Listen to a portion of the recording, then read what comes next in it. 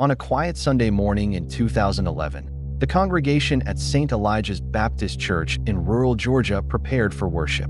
Children rehearsed in pews. Deacon Samuel Moore, a respected church leader, stood at the altar with his 12-year-old son, Caleb, preparing for the youth service. Minutes later, chaos erupted. Caleb was found lying motionless near the altar, blood trailing from a head wound. A brass candle stand, normally used in prayer services, was discovered beside him, bloodied and bent. The sanctuary, a supposed place of peace, had become a crime scene. News of the murder spread like wildfire. A child killed inside a church? It was unthinkable. Deacon Moore appeared devastated, publicly weeping as he pleaded for answers. "Whoever did this, you took my son away from me," he told reporters. Police launched a full investigation.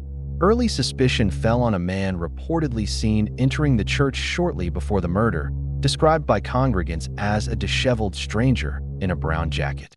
The narrative of a possible transient attacker fit the horror and outside. Evil invading sacred ground, the community rallied behind the grieving father. The church held vigils. Candles lined the altar where Caleb once stood, but the killer wasn't who they thought. As detectives reviewed the scene, inconsistencies emerged. There was no sign of forced entry, and no fingerprints matched the mystery. Surveillance footage was poor, but it lacked clear proof of anyone unfamiliar entering. Stranger still, the medical examiner found old bruises on Caleb's body, injuries that predated the murder. The investigation shifted inward. At Caleb's home, under his mattress, officers found a hidden journal filled with chilling entries. The boy detailed years of abuse, beatings, emotional torment, and fear of his father. In one passage, Caleb wrote, "He says I embarrass him in front of God. I don't want to go back to church." The discovery of a tape recorder in Caleb's drawer added to the growing suspicion. One recovered segment captured Samuel Moore's voice yelling at Caleb, "You bring shame into God's house. You're lucky God doesn't strike you dead." Investigators obtained a warrant to test Moore's church robe. Forensic analysis confirmed Caleb's blood was found on the cuff. Deacon Moore was no longer a grieving father. He was now the prime suspect.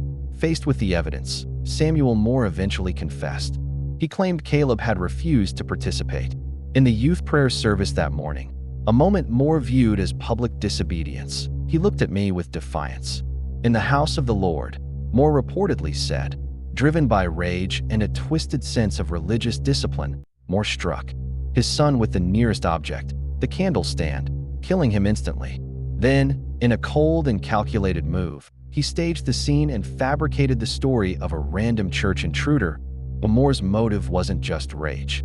It was control, pride, and religious extremism taken to a deadly level. He believed Caleb's resistance made him a spiritual threat, one that needed to be silenced. Samuel Moore was arrested and later convicted of first-degree murder. He was sentenced to life in prison without the possibility of parole. The church that once praised him as a moral leader dissolved within a year. The altar where Caleb was killed was never used again. Caleb's journal became evidence, and his voice in court. The boy who had lived in silence had finally spoken, posthumously revealing the truth that no one in his community had dared to suspect. In the end, the killer wasn't a stranger in the pews. He was the man at the altar, the one who asked for your prayers while hiding his sins in plain sight.